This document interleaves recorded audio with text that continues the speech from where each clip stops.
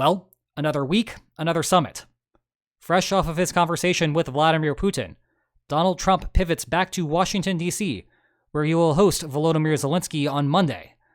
And why not? After all, we know how well that ended the last time. But you guys had a bunch of questions about what happened in Alaska, as well as what might happen in the near future. So let me get to answering them. The explanation as to why the war is still ongoing is because of defensive lines. Why can't Europeans and Americans construct defensive lines at the expected outcome of the war, thus solving the domino problem and at least that bargaining friction? Well, I can give you a primary practical reason why that is not happening, and a secondary strategic issue that would come up if Europe or the United States ever tried to do this. The big problem here is that if you have Americans or Europeans trying to build a defensive line anywhere inside of Ukraine, never mind somewhere somewhat close to where the front lines currently are, you are immediately putting those American and European lives in danger. And this isn't some sort of abstract theoretical problem either. As soon as you have a new defensive line being constructed in the country, inside of what plausibly could be a battle space in the future, that is going to shift the balance of power away from Russia's favor. And so if you're Russia and you're seeing a new defensive fortification being built somewhere, never mind that it's being built by Americans or Europeans, Russia is going to want to try to target that. And you can think about why that would be the case. If you have a defensive line that is somehow completely impenetrable, so if Europe and the United States construct this thing and it's literally impossible for Russia to ever get past it, that literally changes the expected outcome of the war, because now Russia has a fixed endpoint on what it can capture. And so as a consequence of what you might think of as an insurance effect from the Ukrainian perspective, Ukraine is empowered to fight in places that it might not be willing to fight beforehand, knowing that it has the safety of this defensive line. So as a result, Russia and the Kremlin are going to look at the construction of that sort of defensive line and think to themselves, you know what, we probably need to do something to stop this from being constructed.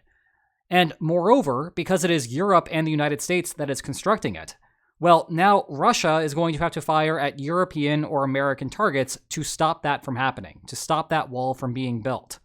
But once you have European and American lives being lost, casualties of war here, you're going to have questions about what the United States and Europe is going to do in response, and that is setting us down an escalatory path that Europe and the United States, as of right now, are unwilling to go down. Now, if we move a step beyond this question, the onus really is on Europe right now to do something. Not so much the United States under Trump. It is clear that the United States under Trump, and also, frankly, under Biden a few years ago, Biden was unwilling to get involved like this. Trump is going to be unwilling to get involved like this either. You're not going to have U.S. soldiers doing meaningful action inside of Ukraine anytime soon.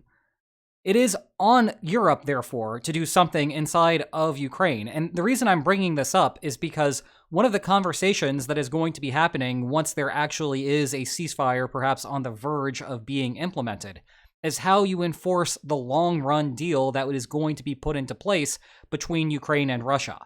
The biggest disincentive you can put in front of Russia to stop the war from restarting is having Russia restarting the war imply that there is going to be a larger war, not just against Ukraine, but against a much larger European contingency.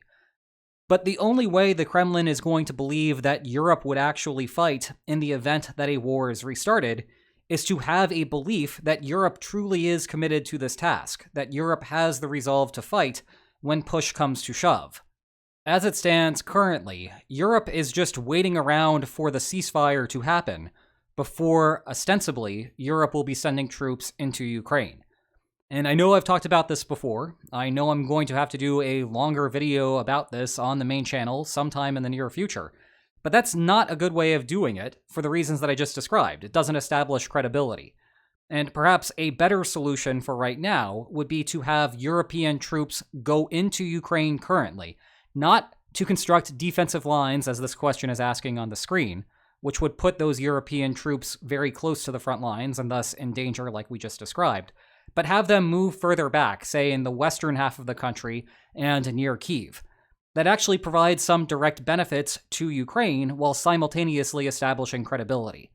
On the credibility side of things, now European troops are incurring real costs. There's a real price to be paid by having them be deployed there.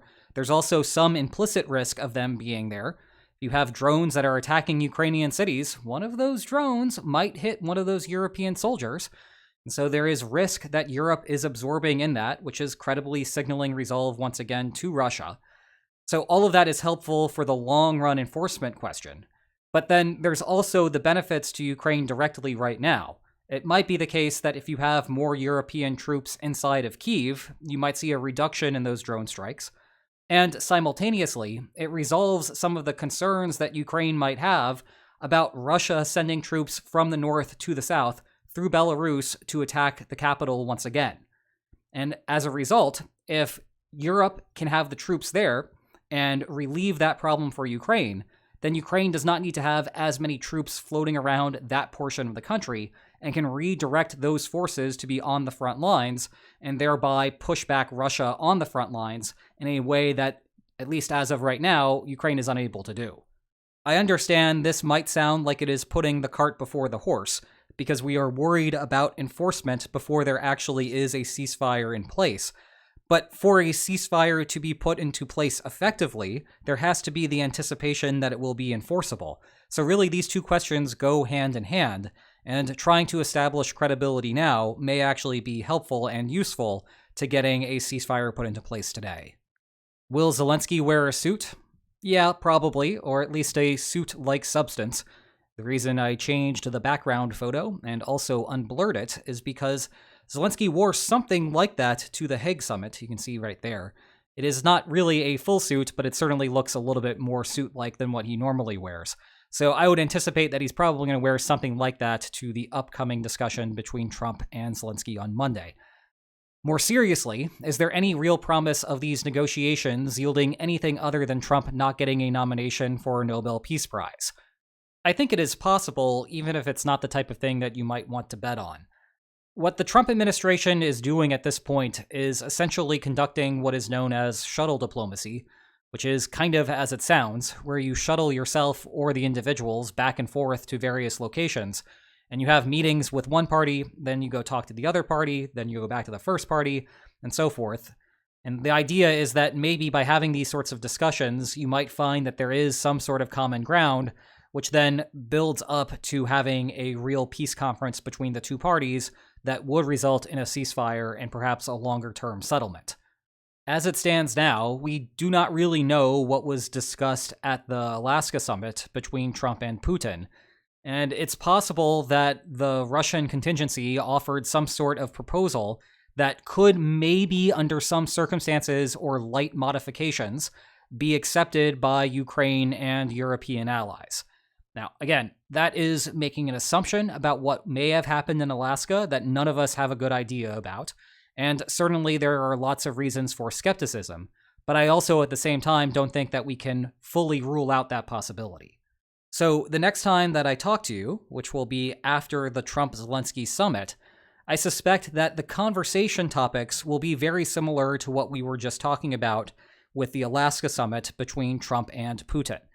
There may be more issue items for us to go over because I would suspect that the conversations taking place between the Ukrainian diplomats and the American diplomats, there may be more there that is then immediately revealed. Because despite appearances and a whole bunch of internet ink being spilled over this, the United States still has closer relations with Ukraine than it does with Russia. And as a consequence of that, again, I think we'll have a better hint or idea of what went on during that summit. So I think, again, we'll probably have more to say following Monday, although, again, I am not going to be betting that a whole bunch more will be said. In all likelihood, this will just be step 2 of that shuttle diplomacy process, where Trump will go back to Putin at some point, and then we'll have step 3, and who knows where we'll go from there. I will say this, and going back to something that I said on the main video in response to the Alaska summit, the Trump administration is essentially trying to speed run a peace process. And so as a consequence of that, we are going to probably see a lot of failure built into the beginning. And I think that might lead to a public perception that all of this is going nowhere.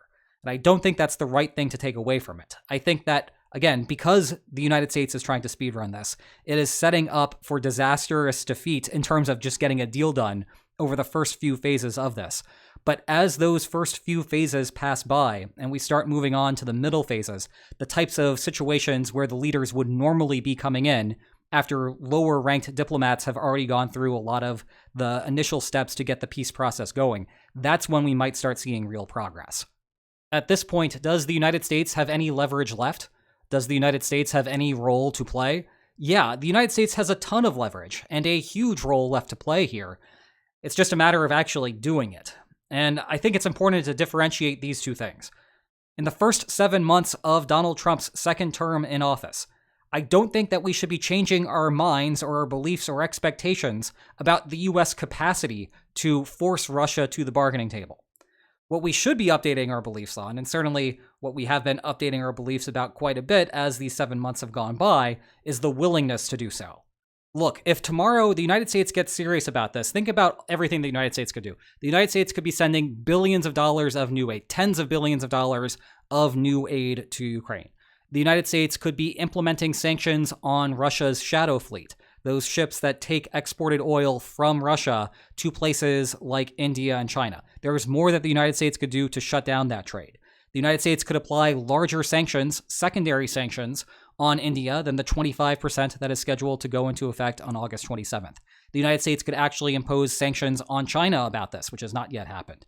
The United States could exert some leverage against Turkey, which is currently importing a lot of Russian energy exports still. Or alternatively, just go ahead and place secondary sanctions on Turkey. Same thing with Brazil. The United States could put more pressure on Europe to drop Russian energy imports. There's a whole bunch of stuff that the United States could be doing here that would have overnight a huge effect on the war.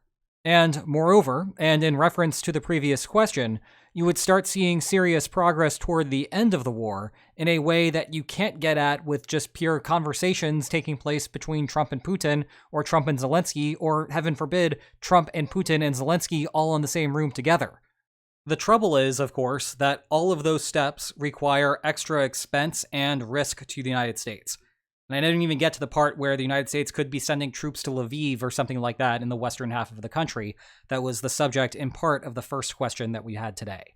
Whole bunch of stuff that the United States could be doing. The reason, though, the United States is not doing it is that it's costly and it's risky. And the United States is unwilling to bear those costs or risks. Some of that might change with the secondary sanctions. It would still not be surprising if there is a lack of movement in the shuttle diplomacy over the next few weeks, that the Trump administration does start proposing those secondary sanctions and actually implementing those secondary sanctions. I think it's lost on a lot of people, and I know I've repeated myself on this a lot, but the secondary sanctions have massive bipartisan support in the United States.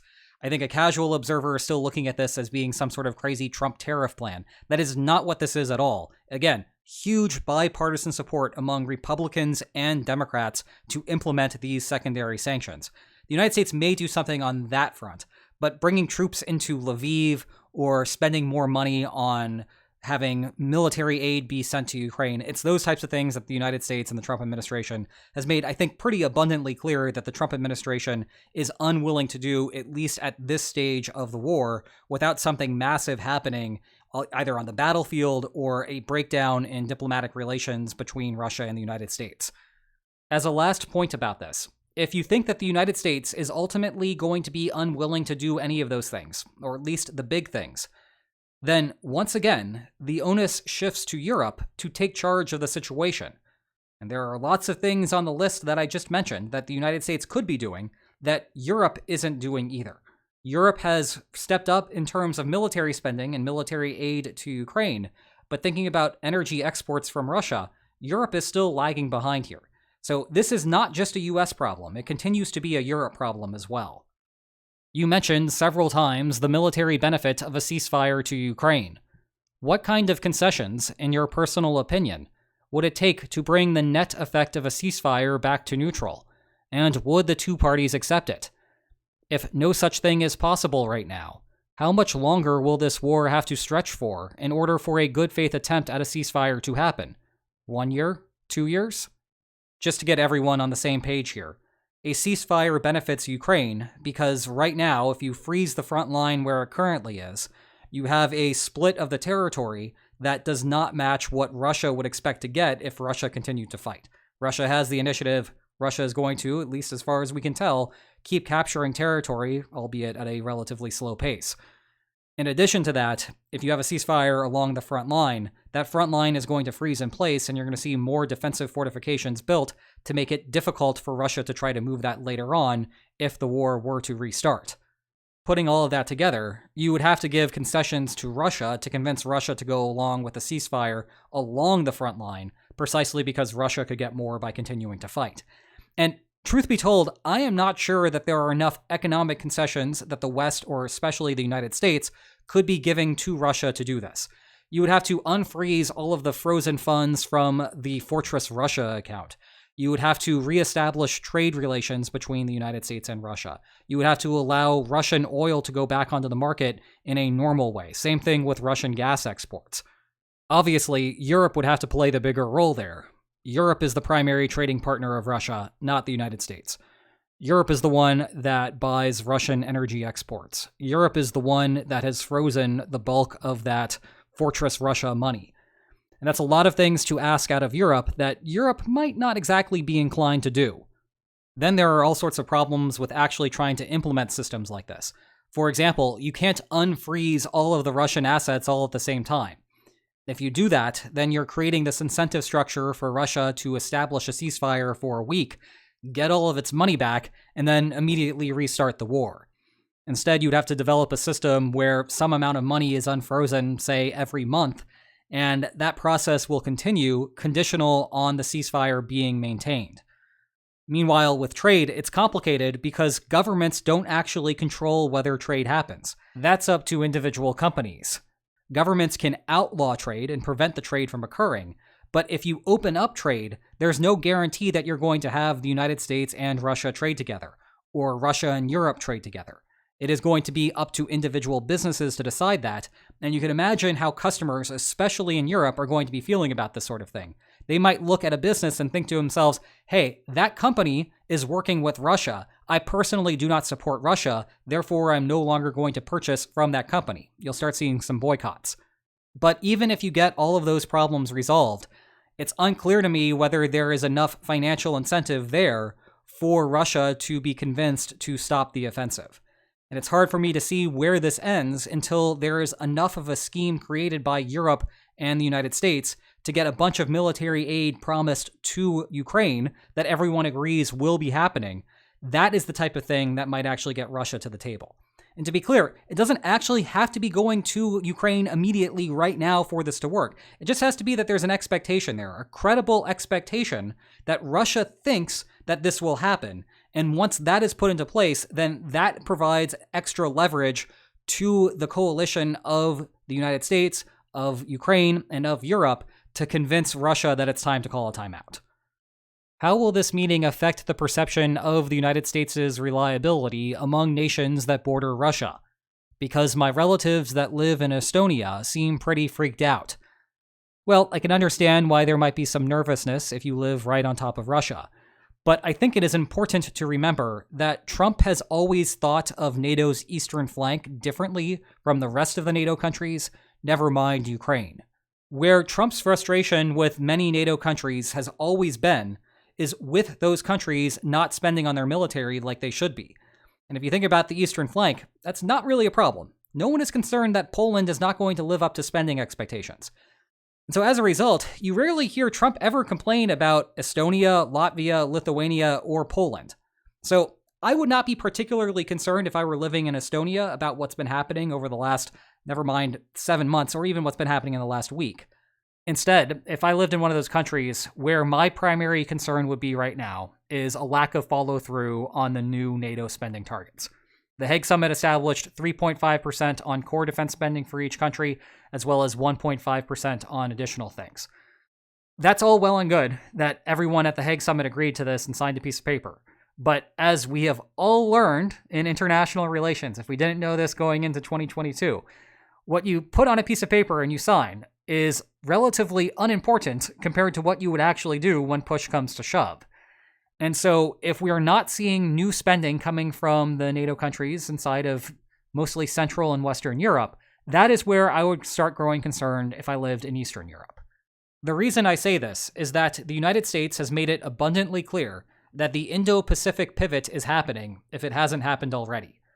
And so if World War III breaks out, say China invades Taiwan, the United States is going to take first measures over in the Indo-Pacific to stop the invasion of Taiwan from succeeding, to shore up issues that might be happening in the Philippines, in Japan, in South Korea, maybe all the way down to Australia. That is where the United States' first focus is going to be. This is kind of weird to think about because it's the flip of World War II, but after the Pacific is resolved, that is when the United States would shift forces and focus back to Europe. And that all means that there is a large amount of effort that has to be expended by Europe to protect what's going on along the eastern flank while the United States is focused on the Pacific. And if you don't have the increase in military spending inside of Europe before the situation might happen where World War III breaks out, then that is where Estonia, Latvia, Lithuania, and Poland could fall into some trouble. Of course, I don't think that there is any immediate concern here, because Russia is very much distracted with what's going on in Ukraine. At the same time, though, let's not forget that the war that Russia is pursuing in Ukraine is using voluntary forces at this point. The Kremlin recruits forces to go over to Ukraine by offering a competitive wage that is enough money to convince people, mostly from the central and eastern parts of Russia, to go over to Ukraine and fight, even though they are risking life and limb. Or at least that's true for the new recruits. There are some Russian soldiers that have been there for a very long time now at this point due to stop-loss policies. I mention that because it is really easy to get complacent here. You could sit in Europe and think to yourself, well, look at all the struggles that Russia is having inside of Ukraine. If Russia is struggling to do that, imagine what it would be able to do, or not be able to do, against a much stronger force of NATO-aligned countries inside of Europe. And yeah, if you hold fixed the type of war that's being fought currently in Ukraine, and you move that war to the Baltics or something like that, yeah, it's not going to be that difficult. At the same time, though, that is not the war that Russia would fight along the Baltics. If there is going to be a war that is fought in the Baltics, it is not going to be a cut-and-paste job doing the same type of thing in Ukraine going into the Baltics. It is the Kremlin convincing the entire population of Russia that there is a major threat coming from the West, and that the only way to handle it is to have mass mobilization. So you're not going to have a duplication of the types of forces that are fighting in Ukraine. You're going to have a whole bunch more men coming over the border into the Baltics. And that's the type of thing that could plausibly happen within 5 or 10 years. And what is going to stop that from happening, or at least maybe give some extra pause to Russia, is the force that is constructed by the Western and Central European countries to convince Russia that it might be a bad idea, and failing to convince Russia that it's a bad idea to actually be there to stop Russia from coming in. That's the type of thing, if I were in Europe, I would be thinking about. Obviously, you might have gathered this. I have been thinking about this a lot, and you'll be seeing a video about this sort of subject matter at some point on the main channel. This is a question. Well, that's reassuring. Russia's economy will almost certainly enter serious levels of recession, if not full-on depression, when the conflict ends. I want to pause here for a second. The person asking this question, and remember, they are asking a question. They reassured us of that at the beginning. The person asking this question is correct that Russia will almost certainly have some type of recession after the war ends, and moreover, it is likely to be a very bad recession. However, there are a whole bunch of what you might call armchair YouTube economists out there that have all sorts of videos and love to do this on a weekly basis, if not more frequently. Talk about how Russia's economy is completely doomed once the war ends, and that's why the war is continuing, because Putin is deathly afraid of facing what's going to happen with the post-war economy. Real talk, and yes, this is going to be my rant for the video. I get one of them for every Q&A. This is going to be it. I'm playing the card now. Armchair YouTube economist. That's not the type of person that you should be listening to when it comes to complicated economic situations, never mind something as complicated as a post-war economy. I have a PhD in political economy, and I'm not even sure that you should be fully listening to me on this subject matter. Only partially. Should also be talking to some macroeconomists as well. Lots of people to have input on this particular situation here. In any case, the common thing that you'll hear from these armchair YouTube economists is that when the war ends, the Russian central bank is essentially just going to sit there and watch as the Russian economy descends into madness. And don't get me wrong, as I have been alluding to by saying that, yeah, there's going to be a recession and it's probably going to be a serious one, the Russian central bank is going to have its work cut out for it. but it has a very competent governor in Elvira Nabiulina, and she has not had a very good time during the war. She's not going to have a very good time after the war, but she's also not an idiot, and she's not going to watch as all of the money that has been pumped through the economy to fund the war, and thereby propping up the economy over the last 3 years. Once all of that gets cut off, she's not just going to sit there and watch the Russian economy descend into madness. This is another one of those things that I've been outlining for a video on the main channel, so you'll get another dose of this later in greater depth. But let me go ahead and continue with this question, because, again, the person who made this question or asked this question, they are on board with this idea, I think, more or less, and what they're going to be asking ultimately with this is still relevant. Putin has to know this, but the more that the war drags out, the worse the aftermath will be. Do you think at some point he might finally decide that the pain felt later will be too great to justify hanging on to the war economy? Or are we damned to watch Putin pretty much run this into the ground? I know we're well past sensibilities at this point, but you would think he would have a vested interest in mitigating long-term economic damage, at least to some extent. I imagine the social unrest when the economy starts tanking will not be so insignificant. In a word, yes, and that is in part why I think even if the United States were to wholesale abandon Ukraine and leave this entirely up to Europe to figure out and fund, and arm as well, I still don't think that Ukraine is in all that much trouble, because for Russia to be able to conquer all of the Donbass and then keep going into Zaporizhia and cross over the Dnipro River into Kherson, all of that requires a level of manpower that is going to be enormous, and the number of casualties that Russia will have to incur to even get to that point is also going to be enormous, and all of that is going to raise the amount of money that the Kremlin has to offer to get new soldiers, as well as increase the amount of money that Russia is continually having to spend on funding the beast in the first place. All of that is a gigantic mess, and yes, at some point Putin is thinking about this to himself, that continuing the war and getting the next marginal benefit from the war is not going to be worth the next marginal risk of continuing along this process. And actually, there's a nice tie-in to the first question from today about what would happen if Europe or the United States constructed a defensive line at where the current expected outcome of the war is. The problem with doing that in relation to the situation with the economy from above is that part of what limits Russia's ability to continue past a particular point is the attrition that Russia suffers as it approaches that point. Consequently, if you constructed a really good defensive line around where the expected outcome of the war is currently, and then you repositioned Ukrainian and Russian troops around that line, essentially having Ukraine make vast territorial concessions to Russia in the process, that still doesn't fully resolve the domino problem, because now Russia is up against this new defensive fortification, but still has all of its soldiers and materiel and didn't lose anything in that process, which means it's still relatively cheap, or at least not as expensive, for Russia to raise the next set of troops and construct the next set of tanks and so forth. But back to the original question, yes, I think Putin is going to worry about this at some point, but at least as far as the observable indicators go for right now, we're not at that point, and we're probably not looking at that point in the near future either. How many years' worth of academic papers could be written about the war since the beginning of it? Well, we wouldn't know for a decade because of how glacially slow the pace of academic publications is. But it's going to be a lot. In fact, you might remember that I helped publish a symposium on this topic about a year ago in a peer-reviewed publication. The only reason that was able to be published in September 2024 is that I had an idea for it because of the video that I had done on Putin's miscalculation. I knew the editor, and I said to the editor, hey, I have an idea. I can get a bunch of people together to do this. Can you help us publish the symposium in a special issue? And he was like, yes, that sounds great.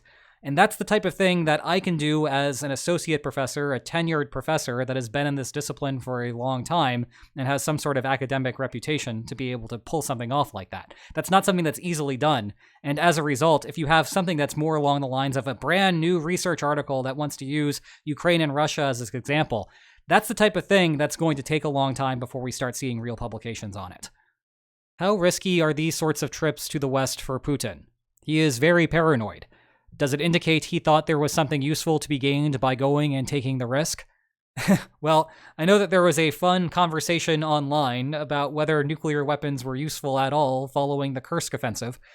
given that Ukraine walked right into a Russian oblast and Russia did not respond by firing nuclear weapons at Ukraine. But here you go. This is a use case. I'm pretty sure that if you copied and pasted all of the details of what's going on in Alaska or what went on in Alaska and replaced Putin with Ayatollah Khamenei, that the Ayatollah of Iran is probably getting arrested. And as a result of that, the summit never happens in the United States at all. Had the United States arrested Putin on Friday, I'm still not sure that there would have been a nuclear exchange. You could have alternatively seen a bunch of chaos inside of the Kremlin as all of the actors there tried to vie to become the next president of the United States, essentially taking advantage of the situation and saying to heck with Putin.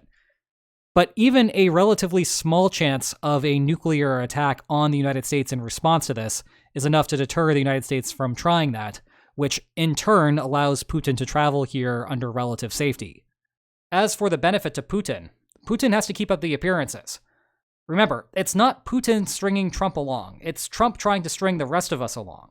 Trump does not want to pay the price to actually affect the war in Ukraine in a way that's going to be favorable to the West, nor does he want to take the risks there. And by trying to continue this process where it seems like diplomacy is happening, he is able to convince at least some segment of the population that an honest effort is being made, and that's why there isn't anything else happening from the United States. It essentially is trying to develop plausible deniability, and Putin has to play a part in this, and one part of that, of course, is attending these summits and looking like he's trying. And as a last thought for this question, and tying it back to other questions and other discussions that we've had earlier today, the way that the war changes fundamentally for Ukraine and the way that we start seeing a real effort made by the United States is the point where Trump's Republican base gets fed up with us and starts realizing what's actually happening here and then starts demanding action. And we are seeing some degree of that. If you look at the public opinion polls, they've shifted quite a bit on U.S. aid to Ukraine. And it's not shifts from the Democratic Party or people who identify as Democrats. It's Republicans coming on board with the Democratic position that Ukraine needs more assistance for Ukraine to be able to get a good deal. And it is good for the United States if the United States provides that assistance. So if we start seeing more of that, or if we continue seeing more of that, and we have, instead of 51% of Republicans supporting greater efforts here, and we start seeing 70% of Republicans looking like they want to do something like that, that's when we start seeing real movement in the war.